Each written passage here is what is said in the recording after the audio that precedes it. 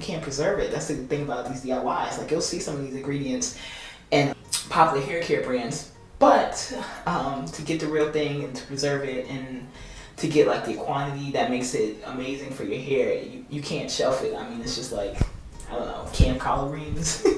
So there are a lot of DIYs out there. Some naturals rave about, and some naturals say have ruined their hair, like coconut oil. Some people love it, some people hate it. Ice water, some people love it, and some people hate it. But today I'm going to talk about 4 DIYs that are like great for every hair type. I've never seen a video where anybody complained that they ruined their hair, and they're easy, pretty simple, only require 1 or 2 ingredients to be able to make them at home. Hi, my name is Mimi, and welcome to my channel, Untwisted, where I share tips and tricks to help you simplify your natural hair care. The first DIY that's easy and worth a try for every natural is a clay wash. Clay washes are cool because they detox your hair and they condition your hair, so they like deep clean your hair without leaving it feeling stripped. And I've never seen a video of anybody complaining that they ruined their hair by trying a clay wash. So it's very simple. You can just mix a scoop of bentonite clay with some water, aloe vera juice, or apple cider vinegar. The apple cider vinegar is important because, well, it depends on what clay you use. I'm not going to say that. So depending on what clay you use, you might also need to use apple cider vinegar to make sure that the mixture is pH balanced. The second DIY that I think every natural should try is super simple, and that is aloe vera juice. If I had to choose one of these, like I truly think that anybody could do, it would be the aloe vera juice, because you can literally, like, I know there are videos of people like taking a whole leaf from the aloe vera plant and cutting it and, you know, getting the gel that way. I've never done that. The way I use aloe vera is via the juice. So I go and I buy a juice, and it has to be stored in the refrigerator. I guess that's the only downside about the aloe vera DIY, but usually just take a little bit of it, put it in a spray bottle, and dilute it with water, and you can use it on your hair. The only thing is it has to be preserved in the refrigerator. So that's the only bad thing about, well, not bad, it's just the only like hurdle with, for me at least, with using aloe vera juice on a regular. But like when you think about it, it's so much cheaper than a traditional leave-in conditioner. So that's why I love aloe vera as a leave-in.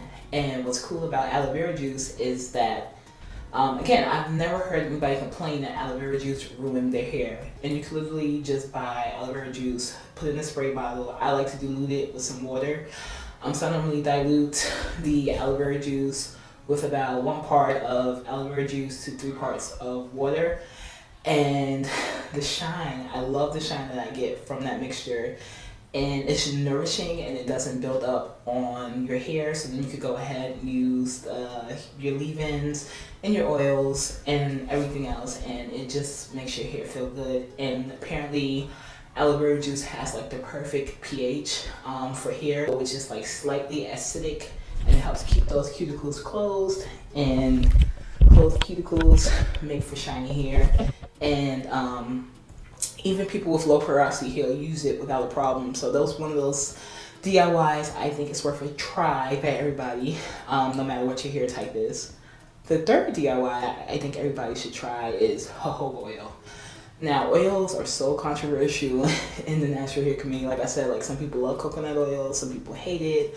Like castor oil, some people love it, some people hate it because it's too heavy for their hair. But jojoba oil is the oil that's most closely resembles the natural oils that come from your scalp. So if you're not sure which oil blend will work out best for you, like jojoba oil is one of those neutral oils that, again, it's not a miracle oil, it's not life-changing, but if you want to seal your hair and you're not sure what oil to use, like jojoba oil is not going to build up on your hair. And it's one of those oils that hasn't become a marketing ploy yet, and I've never seen anybody complain about jojoba oil damaging their hair. And the fourth DIY that every natural can try or should try is flaxseed gel.